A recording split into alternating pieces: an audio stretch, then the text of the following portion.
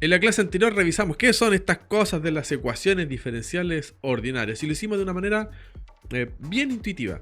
Vimos algunos ejemplos de distintos fenómenos y buscamos la forma en que se puede relacionar una cierta magnitud con su variación o con su derivada, que puede ser derivada de primer orden, de segundo orden, etc.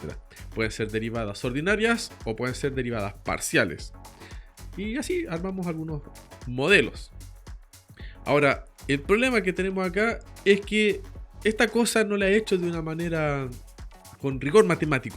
Y eso nos falta ahora, y es lo que vamos a cubrir en esta clase. En esta clase te voy a describir de manera matemática qué es una ecuación diferencial ordinaria. Y vamos a explorar también con el rigor matemático qué es una solución de una ecuación diferencial ordinaria. Vamos a ver que existen no una solución, sino, bueno, no existe la solución, sino que existe una familia de soluciones y que esta puede ser una la extensión de otra, que existen soluciones extendidas. Y además, dentro de todas las soluciones extendidas nos vamos a encontrar con una que las extiende a todas, una suerte de solución maximal o solución general.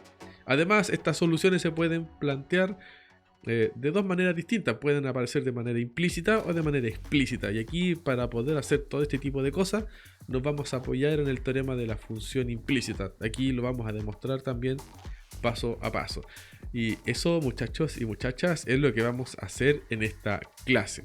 Como siempre, todo el contenido de esta clase lo puedes encontrar en el apunte que está en la página web, el enlace está en la descripción, y si entiendes todo y eres feliz, dale una compartida, una suscribida y todas esas cosas raríficas del YouTube. Y si no entiendes nada, compártelo igual.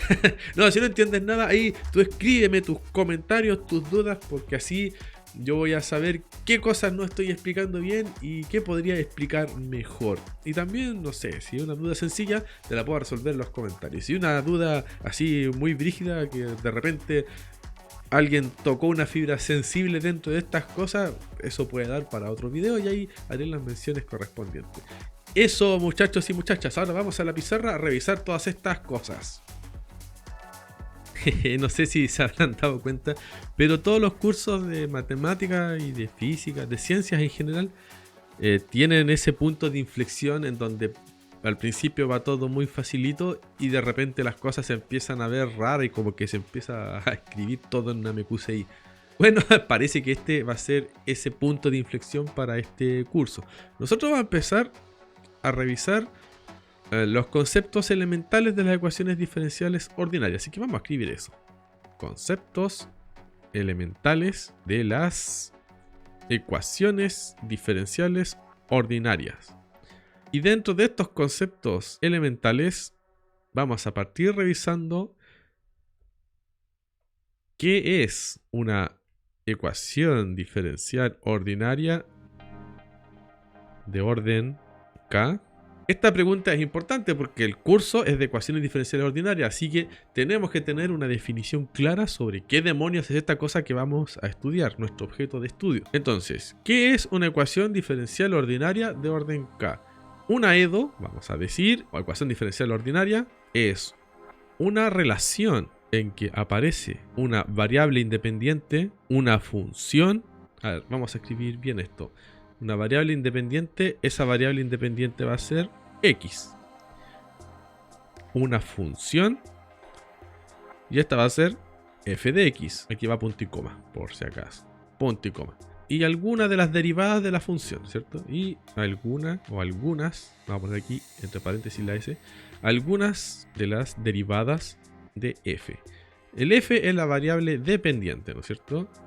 Entonces, una EDO es una relación en la que aparece una variable independiente X, una función f de X y algunas de las derivadas de f de X.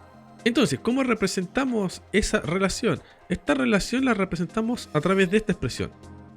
Decimos, tenemos una función f que depende de x, de f de x y de las derivadas de f de x. Aquí yo puse algunas, pero vamos a asumir que tenemos la primera derivada, la segunda derivada y así hasta algún orden n. Entonces, esta es la relación, la ponemos igual a 0.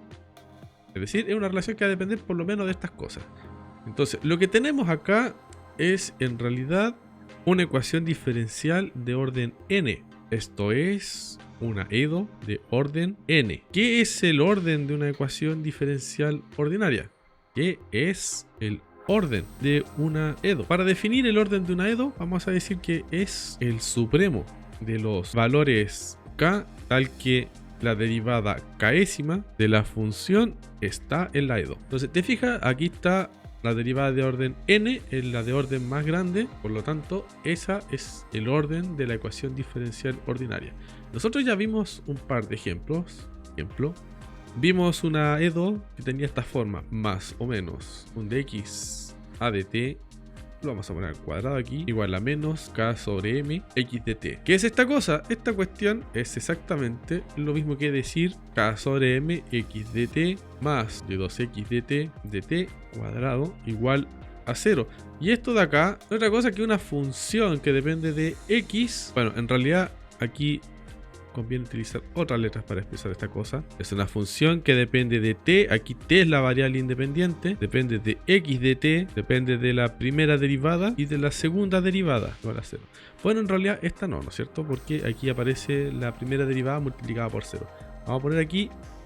Ahí está, 0 por x' de t.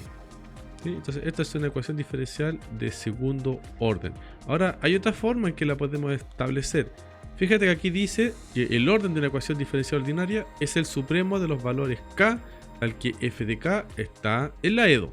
¿Qué significa esta cosa? ¿Qué significa que f de k, perdón, la késima derivada, esté en la EDO? Significa que cuando escribimos esto, x, f de x, la primera derivada, y así hasta llegar a algún f de n, hasta la enésima derivada.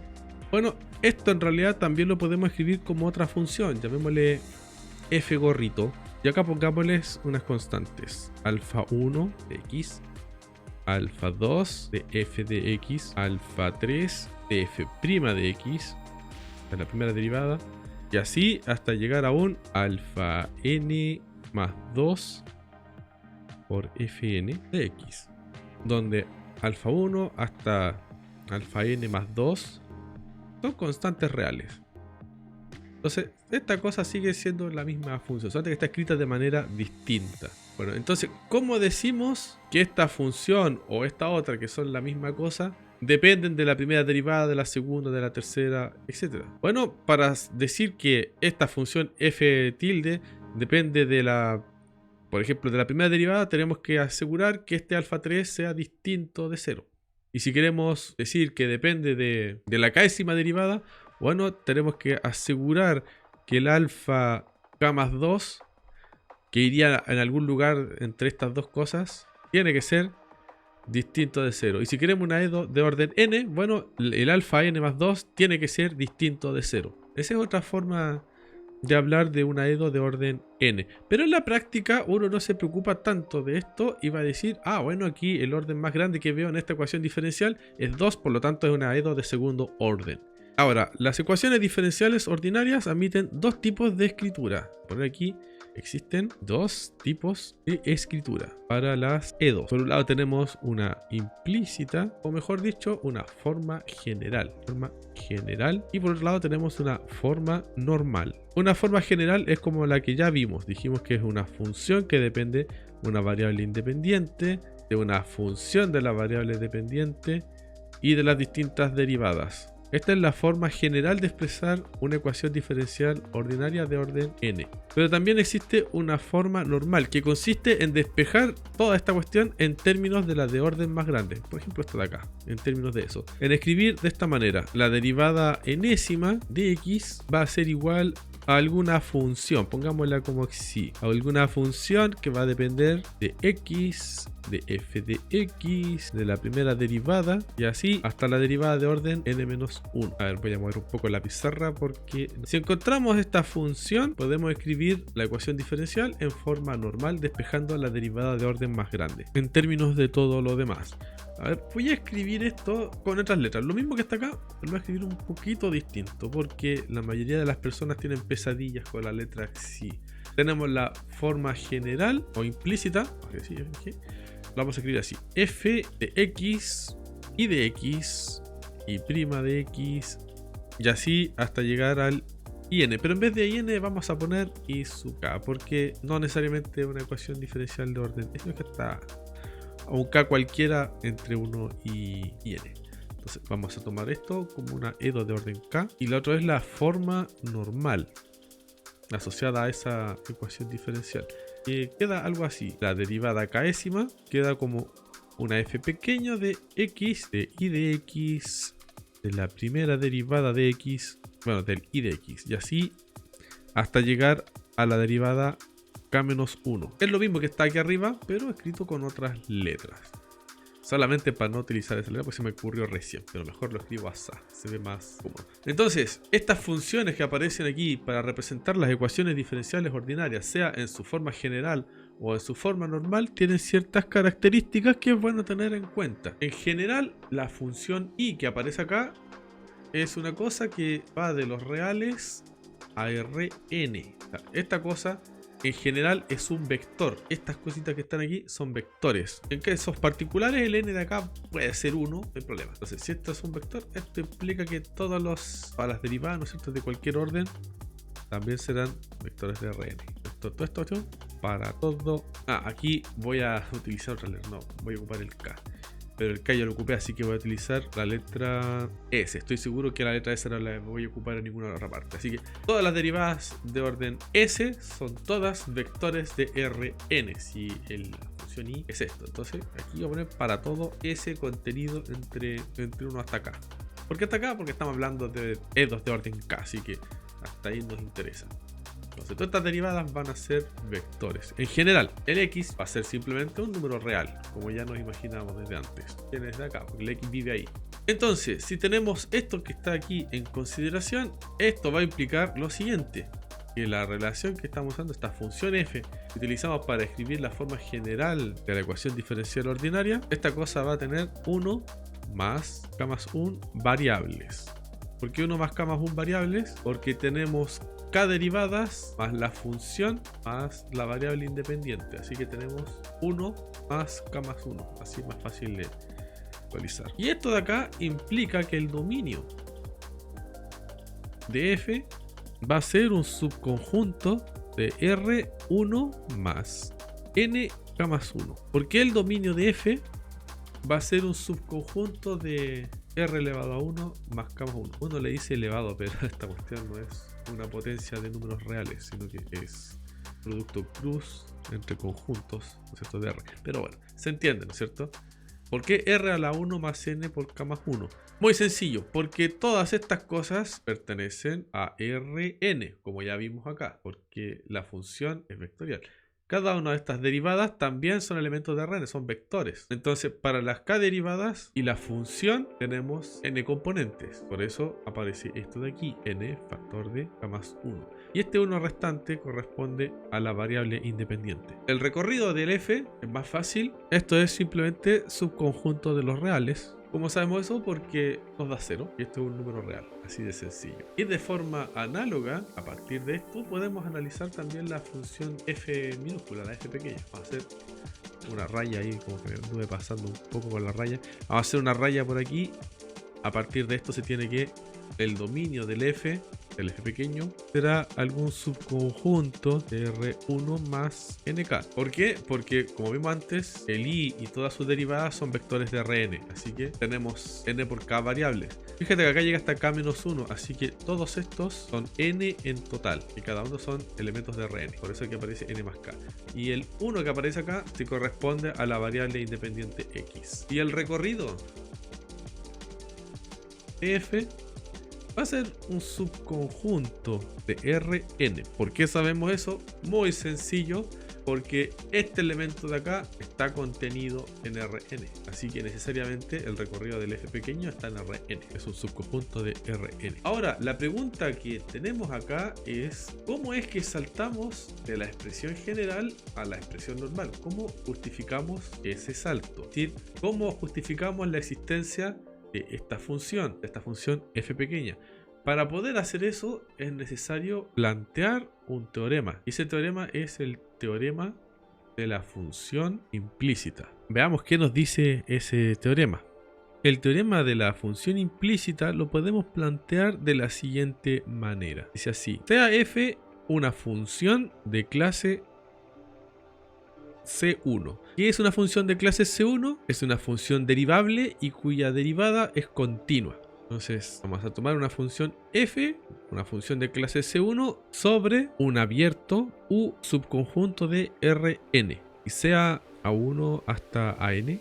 Esto es un vector contenido en U, tal que f evaluado en ese vector, o sea, f evaluado en A1 hasta An, sea igual a 0. Y además, la derivada parcial de f evaluado en A1 hasta An con respecto a xn, esta cosa sea distinta de 0. Si se cumple eso, entonces existe una vecindad v de A1 hasta An-1, y esto obviamente está contenido en Rn-1. Fíjate que acá este v es una vecindad de este vector que tiene justo los primeros n-1 elementos de este vector que está contenido en U, que anula a la función f. Así que tenemos que existe una vecindad v, si se cumple todo esto que está arriba, existe una vecindad v de este vector de Rn-1, y además una función phi que va a ir de esa vecindad a R,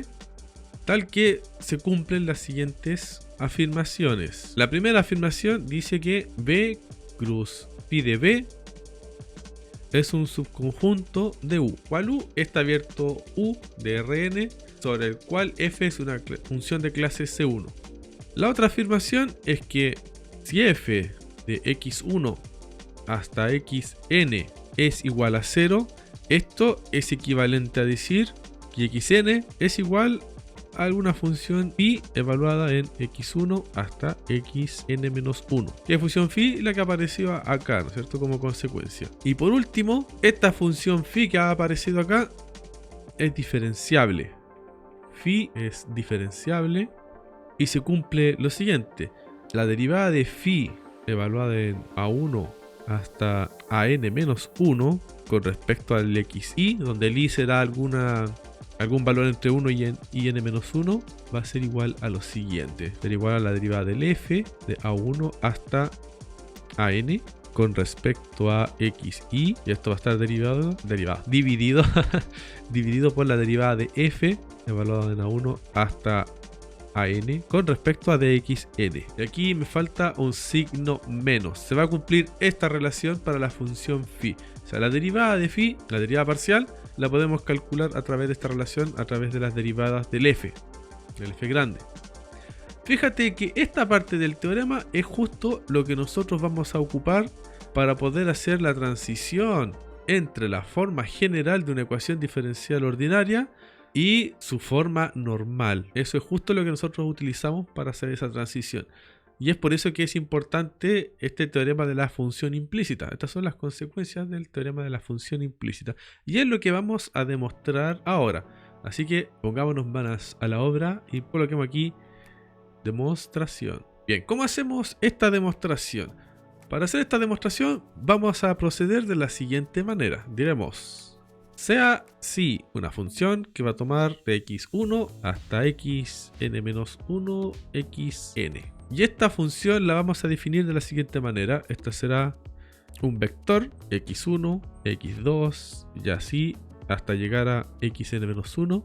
De acá irá f de x1 hasta xn. Entonces vamos a partir definiendo esta función psi de esta manera, y a esta cosa le vamos a calcular su matriz jacobiana. Si calculamos su matriz jacobiana, se tiene lo siguiente: vamos a obtener la derivada de psi evaluado en x1 hasta xn con respecto a x1 hasta xn. Esta es la forma en que se representa la matriz jacobiana. ¿Y cómo calculamos esta matriz jacobiana? Voy a mover esto un poco para tener espacio. Esto lo voy a correr por aquí. Bien, ¿cómo calculamos esta matriz jacobiana? La verdad es que esto va a quedar un poco gigante, así que estamos harto espacio. El resultado de este cálculo va a dar algo así: 1, 0, 0 y puros ceros hasta el final. De aquí va a ser 0, 0, puros ceros. Y aquí vamos a obtener la derivada de psi x1. Lo voy a escribir así simplemente, no le voy a poner todo eso. Aquí va a quedar de f a de x1. Aquí será de f a de x2. Y así hasta llegar a de f a de xn. Todas estas derivadas están evaluadas en x1 hasta xn. Y en la diagonal van a aparecer puros unos. Entonces aquí va a ser 0, 1. Y esto aquí para abajo puros ceros, excepto en la diagonal y en esta fila de acá. Aquí va a haber un 1 y aquí puros unos. ¿Por qué da eso la matriz jacobiana? Muy sencillo, hay que recordar cómo se calcula. Para recordar cómo se calcula, tienes que fijarte qué es lo que va a haber en cada fila. Lo que hay en cada fila no es otra cosa que el gradiente de la primera componente en este caso. Entonces, aquí calculas la derivada de x1 con respecto a x1. Luego, la derivada de x1 con respecto a x2. La derivada de x3 con respecto a x3. Digo, todo esto aquí son derivadas de x1, ¿cierto? Con respecto a x1, con respecto a x2 te da 0, con respecto a x3 te da 0, con respecto a x4 te da 0 y así, con respecto a todo lo demás te da 0. En la segunda fila te vas a encontrar con el gradiente de x2. Es decir, la derivada de x2 con respecto a x1 que te da 0, la derivada de x2 con respecto a x2 te da 1, derivada de x2 con respecto a x3 te da 0 y así, entonces ya nada de ceros. Y así sucesivamente. Cuando llegues al final te vas a encontrar con el gradiente de f, es decir, la derivada de esta cosa con respecto a x1, la derivada de esta cosa con respecto a x2 y así hasta llegar a xn. Así se calcula la matriz jacobiana. Ahora, si calculas el determinante de esta cosa, dado que todas estas cuestiones están llenas de ceros, en la diagonal hay unos, excepto en esta cosa de aquí, vamos a ver que el determinante de esta matriz jacobiana, lo voy a poner aquí, va a ser igual a la traza de esta matriz jacobiana. Lo voy a copiar también para no escribir tanto. Y la traza de la matriz jacobiana es justamente la derivada de f evaluada en x1 hasta xn con respecto a xn. Y resulta que esta derivada de f de x1 hasta xn, según lo que tenemos por aquí en la hipótesis, es distinto de 0. Así que vamos a poner acá que esto es distinto de 0. Ahora, como esta derivada es distinto de 0, en consecuencia, el determinante de esta cosa es distinto de 0. Y si el determinante de la matriz jacobiana es distinto de 0, entonces esta función psi, todo esto implica que la función psi tiene inversa sobre algún abierto. A este abierto le vamos a llamar W, que va a contener al vector A1 hasta AN. Entonces, repitamos esto. Dado que el determinante por la estructura de esta matriz jacobiana va a ser igual a la traza, es decir, está lleno de ceros en todos lados, excepto en la diagonal y en la última fila, pero en la última fila tiene las derivadas de f, del f grande, hasta xn. Bueno, debido a esta estructura, el determinante va a ser igual a la traza, y la traza es igual a la derivada de f con respecto a xn, y por la hipótesis del teorema, esa derivada es distinto de 0. Entonces, si se cumple eso, el determinante es distinto de 0. Y como el determinante de la matriz jacobiana es distinto de 0, entonces la función psi tiene inversa sobre algún abierto W, le vamos a poner ese nombre a ese abierto, que contiene a ese vector. A partir de esto, podemos hacer lo siguiente. Podemos definir un conjunto, lo vamos a llamar B gorrito.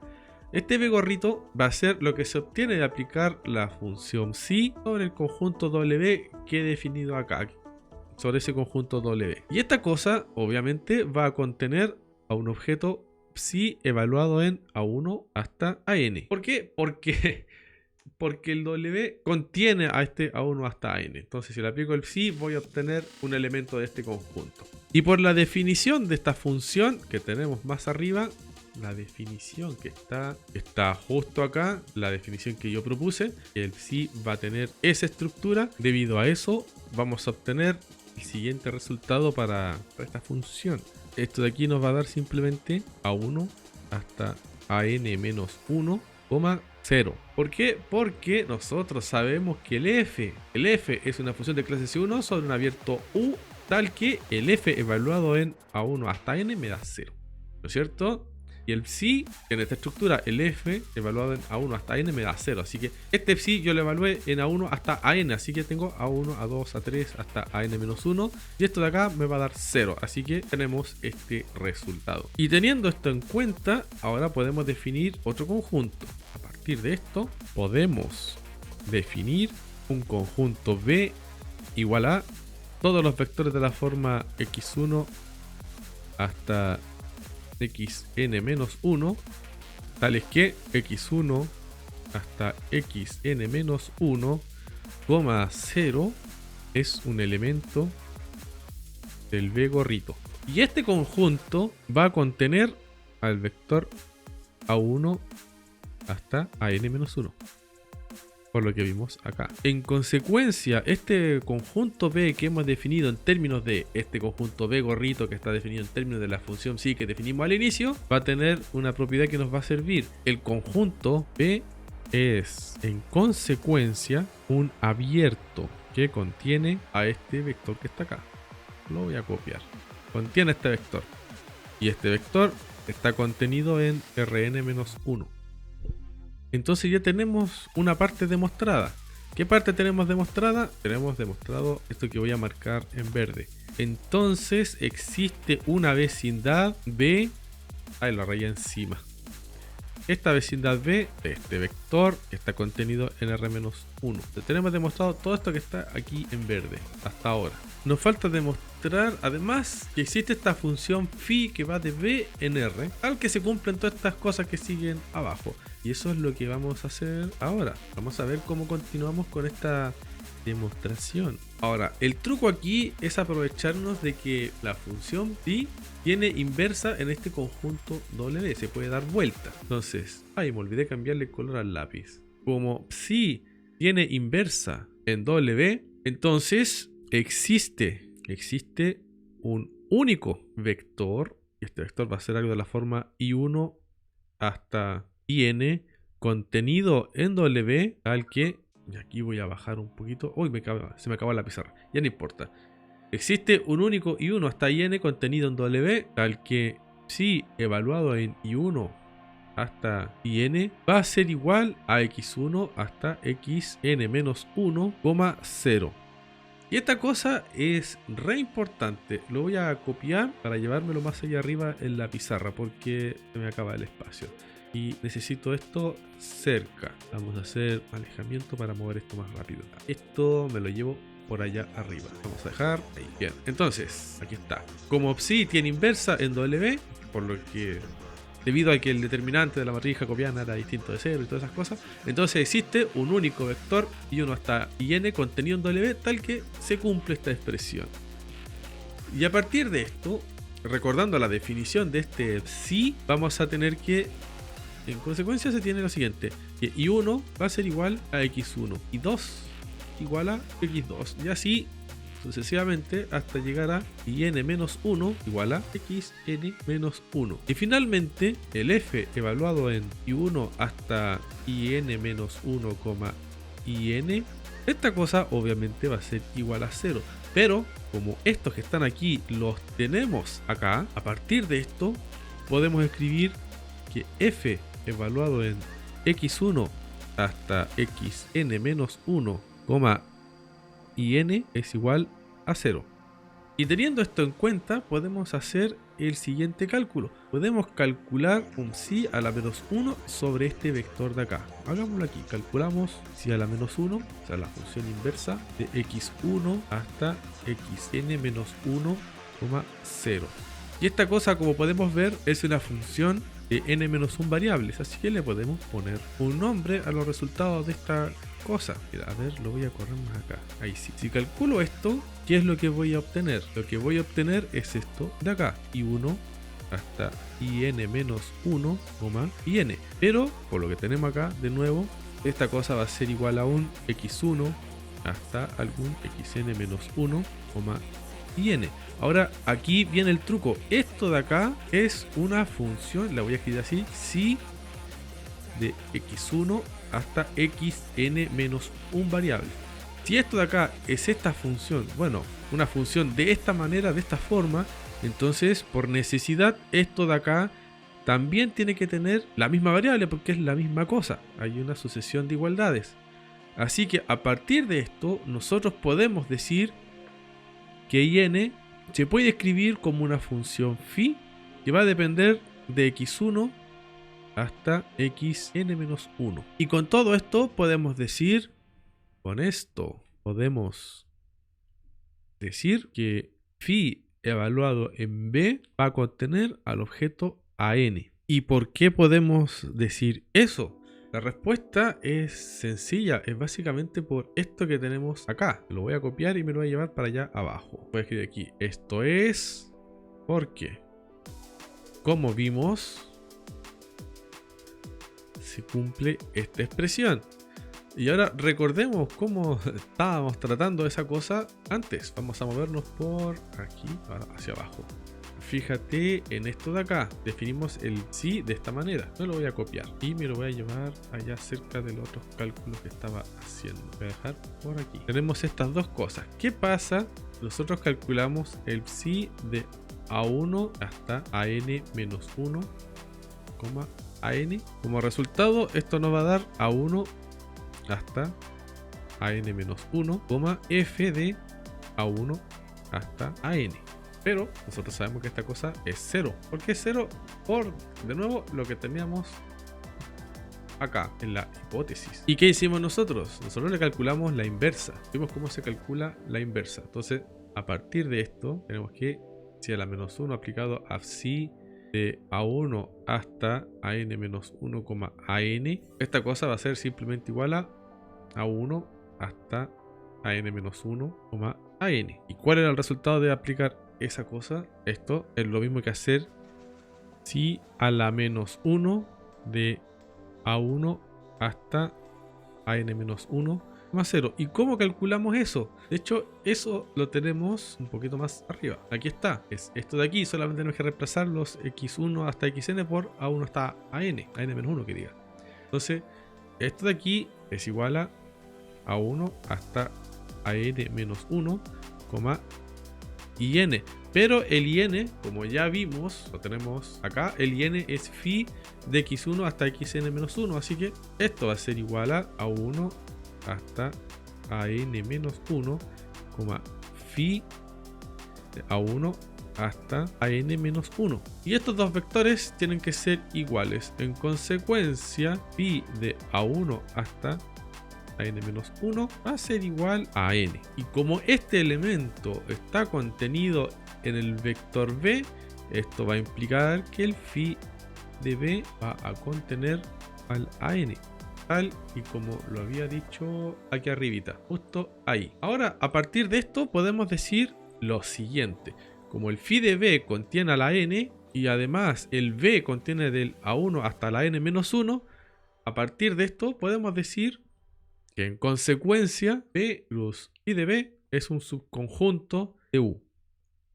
Ya que recordemos, b es un abierto que contiene a an. El phi de b será otro abierto que contiene al an. Y además de esto, vamos a tener que si se cumple que f de x1 hasta xn-1, xn es igual a 0, entonces esto va a implicar que el xn se va a poder escribir como un phi de x1 hasta xn-1, tal y como hemos hecho hasta ahora. Y si el xn se puede escribir de esta manera, con todo lo que hemos revisado hasta ahora, podemos establecer la implicación en el otro sentido. Y con esto tenemos demostrado hasta aquí, hasta acá. Solamente nos falta probar la última parte. ¿Cómo hacemos eso? Bueno, en realidad la diferenciabilidad de la función psi, de esta función, dado que esta cosa es diferenciable como ya vimos antes, a partir de esto se conduce a la diferenciabilidad de la inversa, y a su vez va a conducir a la diferenciabilidad del phi, y esa diferenciabilidad va a ocurrir sobre el conjunto B. Así que teniendo en cuenta todo eso, podemos definir una nueva función también diferenciable que le vamos a llamar e. Vamos a escribir en verde. A partir de esto podemos definir una función diferenciable g de x1 hasta xn-1, y la vamos a definir de esta manera, como f de x1 hasta xn-1, phi de x1 hasta xn-1. La definimos de esa manera. Y como sabemos, esto de aquí nos da igual a 0. Ahora, si derivamos con la regla de la cadena, esto va a implicar que la derivada de g con respecto a cualquier xy, donde es alguno que está entre medio de 1 y n-1, pero estas son derivadas parciales. Casi cometo un terrible error. Calculo la derivada parcial de g con respecto a algún xy, donde y es cualquiera que está entre 1 y n-1, utilizando la regla de la cadena, esta cosa nos va a quedar así. F a de xy más f a de phi por de phi. De nuevo aquí le puse derivada total. De phi a de xy. Pero notemos esto de acá. El phi es xn, así que todo esto lo podemos escribir de esta otra manera. Me voy a copiar todo esto para no escribirlo de nuevo. Y acá simplemente tengo que borrar este phi. Me olvidé de copiar este de aquí también. Aquí puedo escribir así, de xn. Pero el g vale 0, así que esta derivada parcial es 0. Así que puedo poner 0 aquí. Y ahora puedo despejar esta derivada. ¿Cómo me va a quedar eso? Muy sencillo, va a quedar así. De phi a de xy por f a de xn igual a menos f a de xy. Y esto lo paso dividiendo para el otro lado y obtengo de phi a de xy igual a menos f a de xy sobre de f a de xn. Ahora, esta igualdad solamente es válida en el entorno de AN, así que aquí hay que tener un poco cuidado, de A1 hasta AN. Así que es a partir de esto con lo que se concluye que la derivada de phi con respecto a xy evaluado en A1 hasta AN-1 da como resultado el menos de f de A1 hasta AN con respecto a de xy sobre df de A1 hasta AN con respecto a xn. Aquí me he saltado esa parte de colocar estos vectores, pero ese razonamiento se hace considerando eso que se está evaluando en esos vectores. Y con esto demostramos la tercera parte del teorema y ya queda listo. Esto ya terminamos de demostrar esto que se dice acá. Así que podemos ponerle un cuadradito de la victoria a este teorema y ya está demostrado, así que lo podemos ocupar cuando queramos. Así que teniendo este teorema demostrado, ahora ya podemos justificar los pasos que hicimos acá, de pasar de la forma general de la ecuación diferencial ordinaria a la forma normal. Bien, ahora pasemos al siguiente tema. Veamos qué es esto de las soluciones de las ecuaciones diferenciales ordinarias. Vamos a poner por aquí. ¿Qué son las soluciones de las E2? Bien, dado que ya tenemos desarrollado el teorema de la función inversa, podemos plantearlo de la siguiente manera. Para responder esta pregunta, consideremos una EDO escrita en forma normal. ¿Cómo se escribe una ecuación diferencial ordinaria en forma normal? Así, supongamos que es de orden n, y n igual a alguna función de una variable independiente, una función de la variable independiente y sus derivadas. La primera derivada hasta la derivada n-1.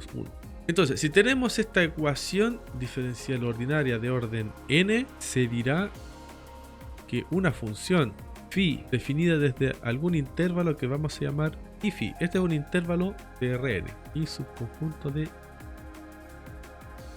R. En realidad es un subconjunto de R, es un intervalo. Esto va a Rn en un momento disléxico. Se dirá que una función phi que va desde un intervalo que es un conjunto de los reales y cuyo recorrido son vectores de Rn es solución de la EDO, esta ecuación diferencial ordinaria, si ocurre lo siguiente: si para todo x contenido en este intervalo, que llamaríamos dominio de la solución, se cumple que la derivada enésima en x es igual a este f evaluado en x, y de x, la primera derivada y así hasta la derivada n-1. Ahora, en este punto hay que tener algo de cuidado. Una cosa que siempre se subestima cuando se trata de plantear la solución de una ecuación diferencial es justo esto de acá. Parte importante de la definición de la solución es el dominio sobre la cual está definida. Así que es posible encontrar funciones que dentro de otros intervalos tengan expresiones distintas, ¿no es cierto? Y por lo tanto representen funciones distintas, sean soluciones distintas. Vamos a sistematizar eso un poco mejor. Vamos a hablar un poco sobre los dominios de solución. Este tema es delicado. Hay que tener mucho cuidado con esto. Cuando uno plantea la solución de una ecuación diferencial, siempre tiene que tener el cuidado de mostrar de manera muy explícita el dominio de la solución. Y esto es importante porque un error común que se comete al trabajar en ecuaciones diferenciales ordinarias consiste en lo siguiente: en creer que dos soluciones, llamémosla phi1 y phi2, son iguales porque para cualquier x contenido en la intersección de estas soluciones, aquí phi1 y phi2, se cumple que phi1 de x es igual a phi2 de x. A pesar de que obviamente estas cosas no tienen por qué ser iguales. Ahora, para explicar esto un poco mejor, imaginemos la siguiente situación, una bien sencilla. Supongamos que tenemos esta ecuación diferencial. La derivada de una función es igual a la misma función al cuadrado, menos la función al cuadrado. Una posible solución para esta EDO podría ser esto: phi1 igual a 1 sobre x, y esta cosa definida en un intervalo psi1 igual a de 0 al más infinito. Ahí tenemos una posible solución para esta EDO. ¿Por qué ocurre eso? Porque si yo derivo esta cosa con la derivada de psi1, esta cosa me da menos 1 sobre x al cuadrado. Y esta cosa es lo mismo que menos 1 sobre x al cuadrado. Y esta cosa es lo mismo que menos y al cuadrado. O sea, se cumple la misma cosa. Y esto va a ocurrir para cualquier valor de x que está entre 0 y más infinito. Pero, y aquí hay que poner mucha atención, nosotros podemos hacer un poco de juego algebraico con esta solución. Podemos escribir 1 sobre x igual a 1 sobre 1 menos x. Y esto se cumple, es verdadero. Pero este resultado de acá lo podemos expresar como una serie de potencias. Lo podemos expresar así, cuando el n va desde 0 al más infinito. De 1 más, en realidad es menos, 1 menos x elevado a n. De modo que podríamos tomar esto como una solución también. Llamemos a esta cosa la solución psi2. Pero esto es una serie de potencias. Esta cosa no va a converger siempre. Entonces, en esta situación, lo primero que uno debe preguntarse es, bueno, ¿para qué valores converge esta serie? Nosotros sabemos que como esto es una serie de potencias, va a converger siempre y cuando 1 menos x sea menor que 1. O sea, el valor absoluto de esta cosa sea menor que 1. Y esto es equivalente a decir que el x está contenido en el intervalo abierto entre 0 y 2. Si eso ocurre, entonces esta solución converge y vamos a tener una solución psi2 igual a esa sumatoria, cuando el n va desde 0 hasta infinito, de 1 menos x a la n, definida dentro de un intervalo y psi2 que va a ser igual al intervalo abierto entre 0 y 2. Y vamos a observar de que el i psi2 es un subconjunto del i psi1, la cosa que tenemos acá arriba. Y debido a esto, decimos que esta solución que tenemos acá es más general que la que está aquí abajo. Y por lo mismo, a pesar de que estas dos soluciones son válidas en la intersección, o sea, la intersección de i psi1 intersectado con i psi2, que es en este caso igual a i psi2, a pesar de que en este conjunto las soluciones, ambas son soluciones, eso no quiere decir de que sean idénticas, son soluciones distintas. Una es más general que la otra. Esto nos sirve de ejemplo de que pueden existir muchas soluciones distintas y unas pueden ser más generales que la otra.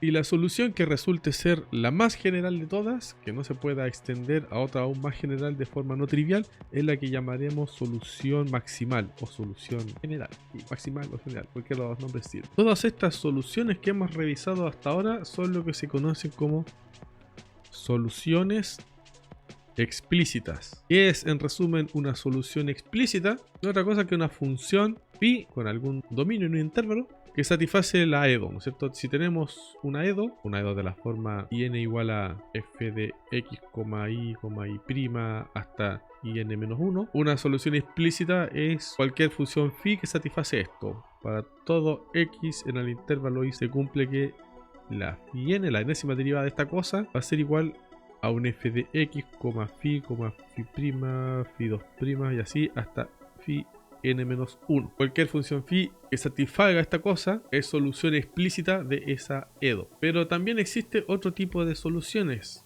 las que se conocen como soluciones implícitas.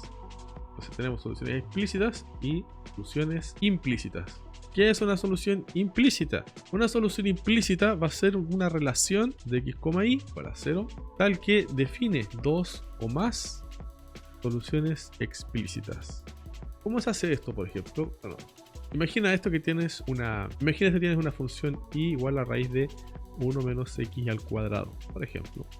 Hagámosle esta y1 y tienes otra función y2 igual a raíz de menos raíz de 1 menos x cuadrado.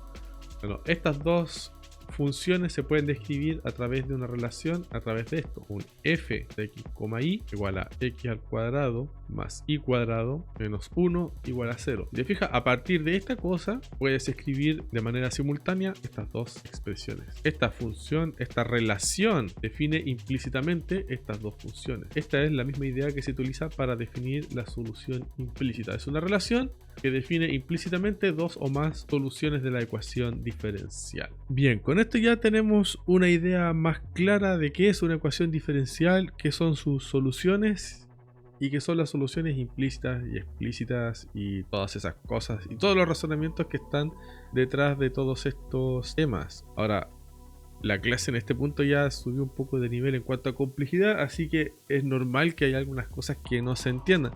Si no se entienden, ahí puedes aprovechar la caja de comentarios para plantear tu duda, porque de aquí pueden salir muchas dudas interesantes.